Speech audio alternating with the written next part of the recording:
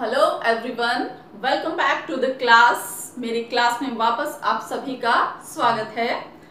In a sequence today, और जिस तरह हम सीक्वेंस में अपनी पोएम्स को लेकर चल रहे हैं, today we will do chapter 15 of your syllabus. आज हम आपके सिलेबस से चैप्टर 15 कर रहे हैं and the chapter 15 is a very famous poem. और आपका जो चैप्टर 15 है ये एक बहुत फेमस पोएम है, written by a very famous poet and dramatist। और ये जो पोयम है एक बहुत ही प्रसिद्ध कवि और ड्रामेटिस्ट यानी नाटककार के द्वारा लिखी गई है। Name of the poem the seven ages of man and the name of the poet is William Shakespeare.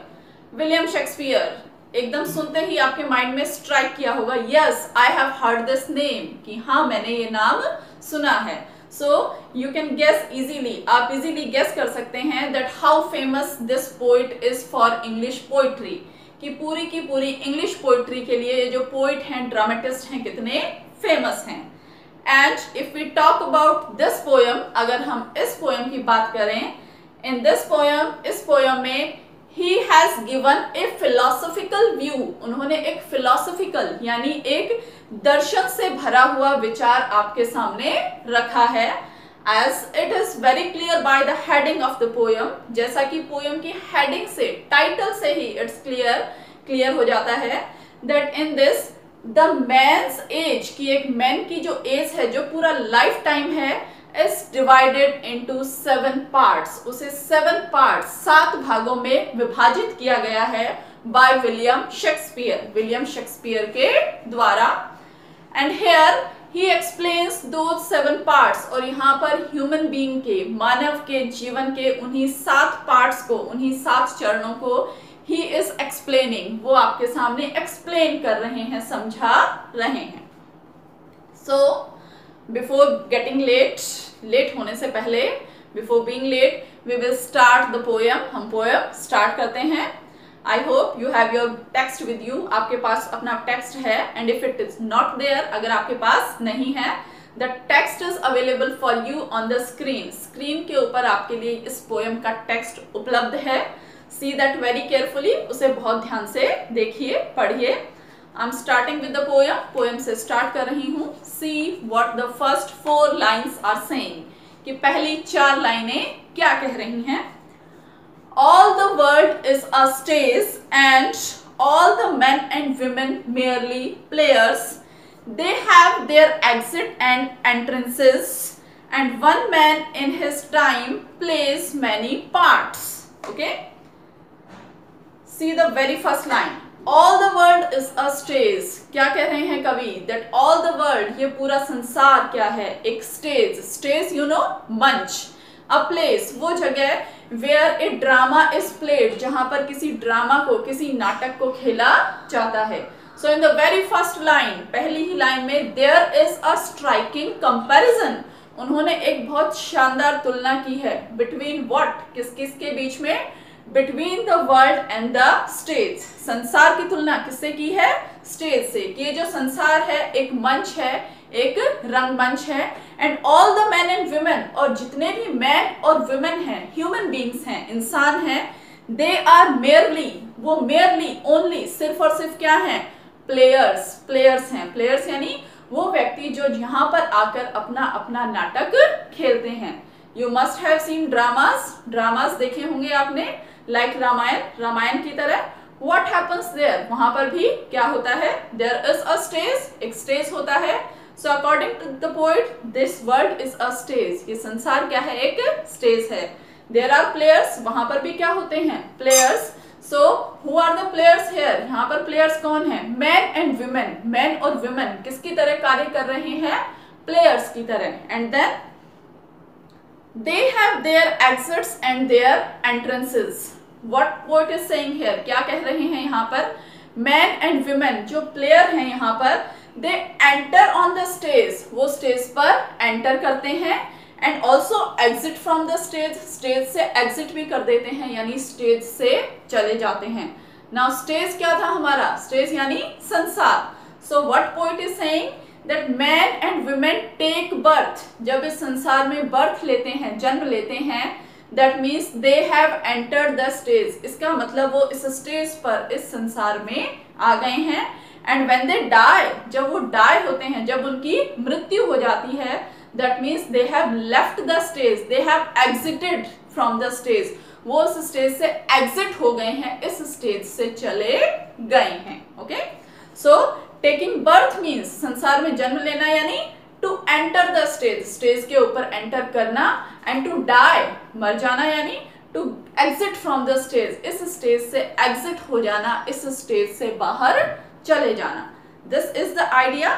And see, and one man in his time plays many parts. Now what poet is saying कि जब व्यक्ति इस stage पर आता है, यानी जब इस संसार में जन्म लेता है, he does not play only one part, वो सिर्फ एक भूमिका अदा नहीं करता, but what does he do, क्या करता है वो, he plays many parts, many roles, वो बहुत सारी भूमिकाएं अदा करता है। okay, that means his part on this, in this play, उसका जो पार्ट है, उसकी जो भूमिका है इस प्ले में, is not one, वो सिर्फ एक नहीं है, he is playing many parts, वो बहुत सारी भूमिकाएं अदा कर रहा है।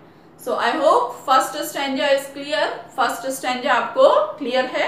So the important points of first stanza are, first stanza के important points, world is compared to, world की तुलना की गई है stage, human beings are compared to players, human beings की तुलना players से, when we take birth, जब हम जन्म ले रहे हैं, that means we enter, हम क्या कर रहे हैं, enter the stage, and when we die, जब हमारी मृत्यु हो रही है, that means we exit the stage, हम क्या कर रहे हैं, इस स्टेज से exit कर रहे हैं। Clear? Now the important thing, अब जो इम्पॉर्टेंट चीज जिस पर ये पूरी पोएम आपकी बेस्ड है, now the poet is giving you the description of 7 stages of human life. अब पोएट आपको बता रहे हैं कि ह्यूमन लाइफ की 7 स्टेजेस कौन कौन सी हैं, मानव जीवन की 7 अवस्थाएं कौन कौन सी हैं। We will see them one by one. First stage is of infant, second stage school boy, third stage lover, fourth stage soldier, fifth justice, sixth pantaloon and seventh old age. So these are the 7 stages, ये वो 7 stages हैं जिनका description William Shakespeare ने यहाँ पर दिया है। First of all he is talking about infant, सबसे पहले किसकी बात कर रहे हैं, इन्फेंट की। Now who is an infant, infant कौन होता है, द न्यूबॉर्न बेबी, वो बच्चा जो अभी अभी पैदा हुआ है। Okay, so what are the characteristics of an infant, एक इन्फेंट की कैरेक्टरिस्टिक क्या है, उसकी विशेषताएं क्या हैं। Look, At first the infant mewling and pucking in the nurse arms, सबसे पहले infant होता है, वो एक शिशु के रूप में जन्म लेता है। It keeps on mewling, mewling means crying and pucking, pucking means vomiting। एक छोटा बच्चा क्या करता है, क्राई करता रहता है या वॉमिट करता रहता है, खाना उसे डाइजेस्ट नहीं होता है। एंड इट रिमेन्स, रहता है किसके पास, true in her nurse arms, अपनी नर्स की आर्म्स में या अपनी मदर की आर्म्स में, अपनी मदर की बाहों में वो हमेशा रहता है। दैट मीन्स दैट इन्फेंट, इसका मतलब जो बच्चा है, इज टोटली डिपेंडेंट, वो क्या है, पूरी तरह से निर्भर है ऑन अदर्स, दूसरों के ऊपर। ओके, नाउ सेकेंड स्टेज, अब जो दूसरी स्टेज है, that is the stage of a school boy, वो स्टेज किसकी है, स्कूल बॉय की। What writer is saying, Then the whining schoolboy with his satchel and shining morning face creeping like snail unwillingly to school. In the very beginning, शुरुआत में ही, he is using an adjective, वो एक विशेषण का प्रयोग कर रहे हैं। स्कूल बॉय से ठीक पहले देखिए उन्होंने क्या लिखा है, whining, कि स्कूल बॉय हमेशा क्या करता रहता है, whine, whine means complain करता रहता है, शिकायतें करता रहता है। I don't have to do homework, homework नहीं करना, don't have to go to school, या स्कूल नहीं जाना। Okay, and with his satchel, उसके पास हमेशा क्या रहता है, उसका satchel, satchel means bag. And then what poet says next, आगे क्या कहते हैं poet, his face is like morning, उसका जो फेस है, उसका जो चेहरा है, उसकी तुलना किससे की गई है, मॉर्निंग से, सुबह से। यानी जैसे सुबह आप उठते हैं, आप कैसे होते हैं, एकदम fresh. In the same way, उसी तरह से the face of school boy का जो चेहरा है, इट इज ऑलवेज फ्रेश, ये हमेशा फ्रेश, ताजगी से भरा हुआ हमें दिखाई देता है। बट व्हाट हैपन्स, लेकिन क्या होता है देखिए, creeping like snail unwillingly to school, that when he goes to school, जब वो स्कूल जाता है, he does not walk, तो देखिए यहाँ पर walk शब्द चलने का प्रयोग नहीं किया गया, उन्होंने किस शब्द का प्रयोग किया है, he creeps, कि बच्चा जब स्कूल जाता है तो चलकर नहीं, रेंग कर स्कूल जाता है, that means he walks very slowly towards the school, जब वो स्कूल जा रहा है तो बहुत धीरे धीरे वॉक करके जा रहा है। क्यों? बिकॉज ही इज अनविलिंग, वो अनविलिंग है, यानी उसे स्कूल जाने की कोई इच्छा नहीं है। He does not want to go to school. And here, और यहीं पर the poet compares the school boy, poet school boy की तुलना कर रहे हैं टू अ स्नेल, एक स्नेल से। स्नेल मीन्स घोंघा। घोंघा आपने देखा होगा, बारिश में निकलने वाला कीड़ा है। इट वॉक्स वेरी स्लोली, ये बहुत धीरे धीरे चलता है। So the school boy is compared to that snail, school boy को उसी स्नेल से कंपेयर किया गया है, तुलना की गई है। एंड आफ्टर दिस, इसके बाद humans enter into the new stage of their life, humans अपनी इस लाइफ की नई स्टेज में एंटर करते हैं। And they place the part of a lover, और एक लवर, एक प्रेमी की भूमिका अदा करते हैं। And when they turns into a lover, जब वो लवर के रूप में भूमिका अदा कर रहे हैं, हाउ इज देयर बिहेवियर, तो उनका व्यवहार कैसे होता है, दैट इज डिस्क्राइब, उसका वर्णन किया गया है। व्हाट दे डू, क्या करते हैं वो, sighing like Fernance with a woeful ballad made to his mistress eyebrow, okay, they sigh करना यानी आहें भरना, that means वो ज्यादातर टाइम क्या होते हैं, they are sad, वो दुखी होते हैं, they keeps on sighing, वो आहें भरते रहते हैं। and they are compared to a furnace, किससे तुलना की गई है उनकी, फर्नास से, आग की भट्टी से। आपने देखा होगा भट्टी जो हमेशा धक धक इस तरह का साउंड उसमें से आता रहता है, जलती रहती है, there is a lot of heat, उसमें बहुत सारी गर्मी निकलती है।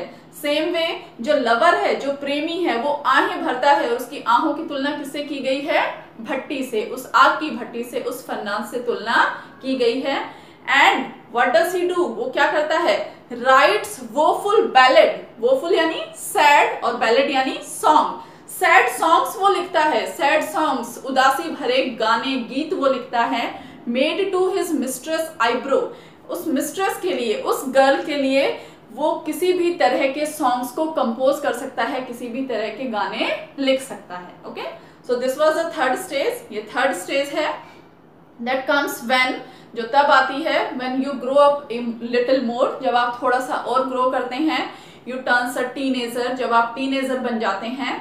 That is the stage of a lover, teenager, teenager यानी किशोरावस्था। ओके, किशोरावस्था के बाद की जो अवस्था है, सो at this time you play the part of a lover. Fine, come to next. Now next part that a person plays is the part of a soldier. वो किसका part है, soldier का। So before describing, इसको describe करने से पहले आप ये समझ लें कि यहाँ पर सोल्जर का मतलब सिर्फ ये नहीं कि हर व्यक्ति सैनिक बनता है पोएट के अनुसार, बट सोल्जर का मतलब वो स्टेज, वो अवस्था where the person goes into a profession, जहां पर कोई भी व्यक्ति किसी प्रोफेशन को पकड़ लेता है, किसी व्यवसाय को पकड़ लेता है, किसी नौकरी को पकड़ लेता है। So when he is into a profession, कि जब वो उस प्रोफेशन में, उस व्यवसाय में, उस नौकरी में होता है, so how does he behave, वो किस तरह से बिहेव करता है। Okay, Then a soldier full of strange oaths and bearded like the pard, jealous in honor, sudden and quick in quarrel, seeking the bubble reputation even in the cannon's mouth. See, he is full of strange oaths. That means his language, उसकी जो भाषा है, is not very good now. वो अब बहुत ज़्यादा अच्छी नहीं है। He is using अपशब्द, किसका प्रयोग कर रहा है वो, अपशब्द का, स्ट्रेंज ओथ्स का प्रयोग वो कर रहा है। And then and bearded like the pard, when you will see him, जब आप उसे देखेंगे, हिज बियर्ड, उसकी जो दाढ़ी होती है, इट इज वेरी लॉन्ग, ये बहुत लॉन्ग होती है।